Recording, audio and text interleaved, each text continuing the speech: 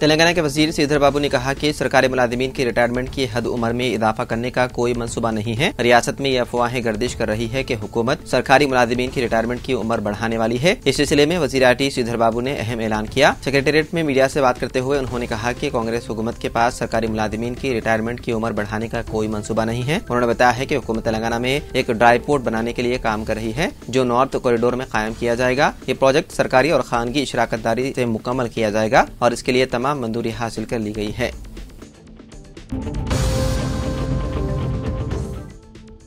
महाकुंभ मेले में अफसोसनाक वाकया पेश आया। मावनी अमावस्या के मौके पर जबरदस्त हुजूम के दौरान धक्कम पेल हुई, जिसमें कम से कम 20 अफराद हलाक हो गए। इस वाकये में 100 से ज्यादा अफराद जख्मी होने की भी खबर है। फौरन अमले ने जख्मियों को एम्बुलेंस के जरिए करीबी अस्पताल मुंतकिल कर दिया। मावनी अमावस्या के मौके पर स्नान के लिए कल रात से बड़ी तादाद अकीदतमंद प्रयागराज के त्रिवेणी संगम पहुंचे। अकीदतमंदों के हुजूम के बाइस बैरिकेड छूट गए और धक्कम पेल का वाकया पेश आया। यह हादसा सेक्टर 2 के इलाके में पेश आया। मुख्तलिफ मीडिया रिपोर्ट्स में मुताबिक तकरीबन 20 अफराद की हलाकत की खबर है और हलाकतों में मजीद इजाफा का इम्कान है।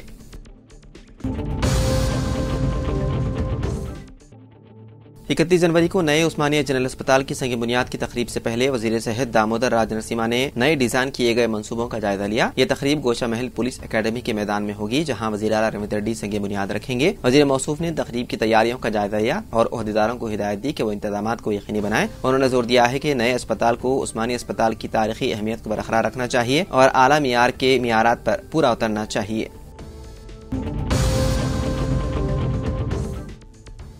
हैदराबाद में आज सुबह मेट्रो सर्विस मुतासिर हुई। चारशंबे की सुबह मुबैना तौर पर 1 घंटे तक मेट्रो खिदमात में खलल पड़ने के बाद कई मुसाफिरों को मुश्किलात का सामना करना पड़ा। तफसीलात के मुताबिक मेट्रो सर्विस बुनियादी तौर पर हाईटेक सिटी अमीरपेट सेक्शन पर सुबह के औकात में जब ट्रैफिक उरूज पर होता है, इस दौरान मुतासिर हुई। मुबैना तौर पर सुबह 7 बजे के करीब हाईटेक सिटी से अमीरपेट की तरफ कोई सर्विस नहीं चल रही थी और इससे खिदमात मुतासिर हो रही थी। बताया गया है कि तकनीकी खराबी की वजह से metro train jubilee hills station पर फंसी रही। बाददा खिदमात बहाल कर दी गई। इसके बाद मुसाफिरों ने राहत की सांस ली।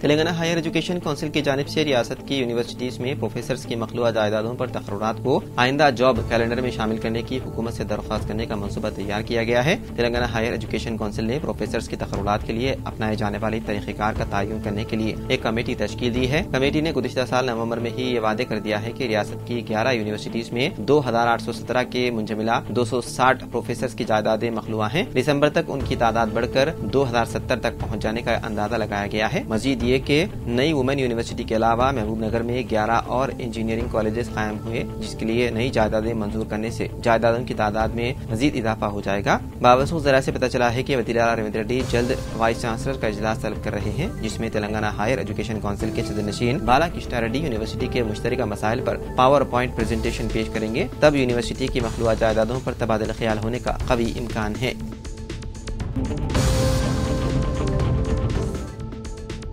दिल्ली असेंबली इंतखाबात में कामयाबी के लिए बीजेपी ने हलीफ पार्टियों के कायदीन को इंतखाबी मुहिम में उतारने का फैसला किया। तेलुगु देशम सरबराह और वज़ीर आला आंध्र प्रदेश एन चंद्रबाबू नायडू 1 फरवरी को दिल्ली में बीजेपी की इंतखाबी मुहिम में हिस्सा लेंगे। चंद्रबाबू नायडू दिल्ली के मुख्तलिफ असेंबली हल्क़ात में रोड शो और जलसों से खिताब करेंगे। बीजेपी ने हलीफ जमातों में सबसे पहले चंद्रबाबू नायडू को इंतखाबी मुहिम के लिए मदऊ किया है। इंतखाबी मुहिम उरूज पर पहुंच चुकी है और इम्कान है कि जनता दल यूनाइटेड और दीगर पार्टियों के कायदीन भी मुहिम में हिस्सा लेंगे।